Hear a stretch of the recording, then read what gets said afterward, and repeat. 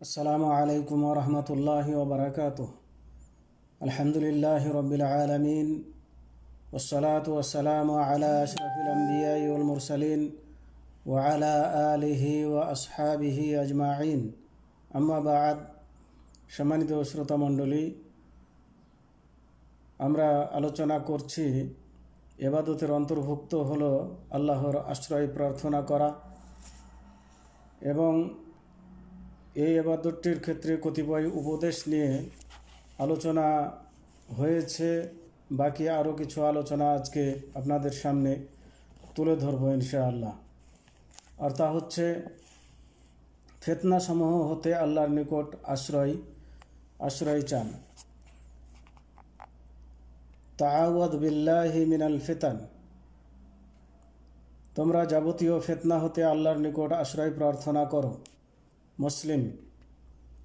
আল্লাহর নিকট স্থায়ী বালা মুসিবত, দুঃখ কষ্ট, দুর্ভাগ্য ও শত্রুর বিদ্বেষ হতে আশ্রয় প্রার্থনা করুন।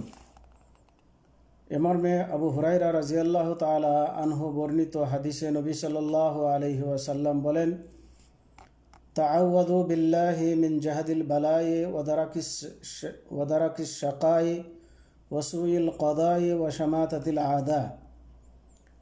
অর্থাৎ তোমরা আল্লাহর নিকটে স্থায়ী বালা মুসিবতের ভয়াবহতা, দুঃখ কষ্টে পতিত হওয়া, দুর্ভাগ্যের খারাপি ও শত্রুর বিদ্বেষ হতে আশ্রয় প্রার্থনা করো। বুখারী। বসবাসের ক্ষেত্রে খারাপ প্রতিবেশী হতে আল্লাহর নিকট আশ্রয় প্রার্থনা করুন।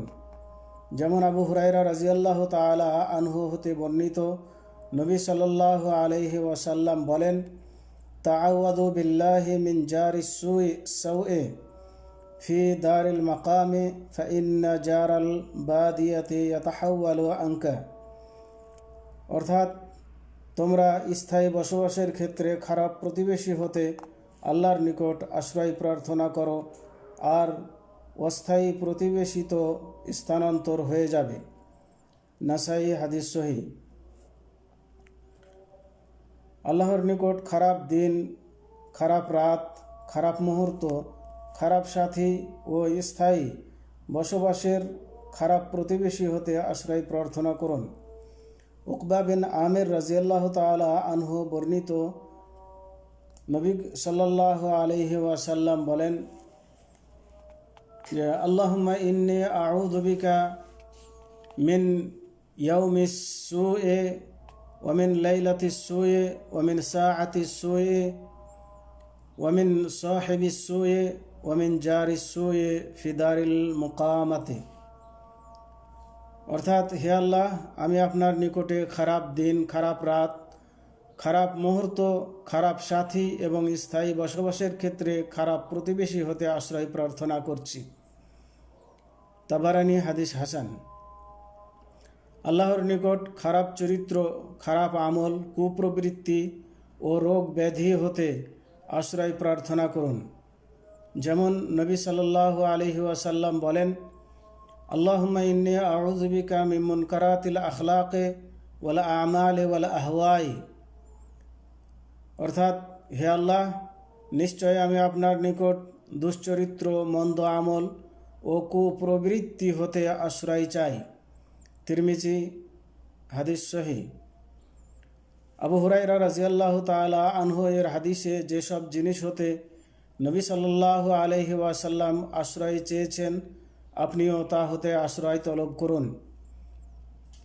আর তা হচ্ছে এই, আল্লাহুম্মা ইন্নী আউযু বিকা মিন কলবিন লা ইয়াখশাউ ওয়া মিন দুআইন লা ইসমাউ ওয়া মিন নাফসিন লা তাশবাউ ওয়া মিন ইলমিন লা ইয়ানফাউ আউযু বিকা মিন হাউলাইল আরবা'i।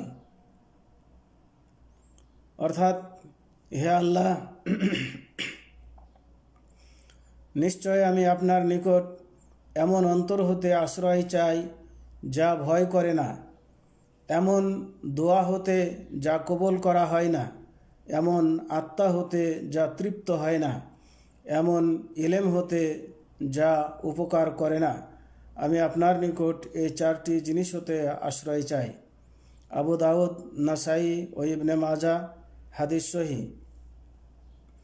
আবদুল্লাহ ইবনে আমর রাজিয়াল্লাহু তাআলা আনহু বর্ণিত হাদিসে নবী সাল্লাল্লাহু আলাইহি ওয়াসাল্লাম যেসব জিনিস হতে আশ্রয় প্রার্থনা করেছেন, আপনিও সেগুলো হতে আশ্রয় চান। আর তা হচ্ছে, আল্লাহুম্মা ইন্নী আউযু বিকা মিন গালাবাতিদ দাইনে ওয়া গালাবাতিল আদুওয়ে ওয়া শামাতাতিল আ'দাই। অর্থাৎ, হে আল্লাহ, আমি আপনার নিকট ঋণের প্রভাব বিস্তার, শত্রুর প্রভাব ও শত্রুদের বিদ্বেষ হতে আশ্রয় চাই। নাসাই, হাকিম, হাদিস সহিহ। আজকে এ পর্যন্তই। ওয়াসাল্লাল্লাহু আলা নবিয়িনা মুহাম্মদ ওয়া আলা আলিহি ওয়া আসহাবিহি ওয়া বারিক ওয়া সাল্লাম। আসসালামু আলাইকুম ওয়া রাহমাতুল্লাহি ওয়া বারাকাতুহু।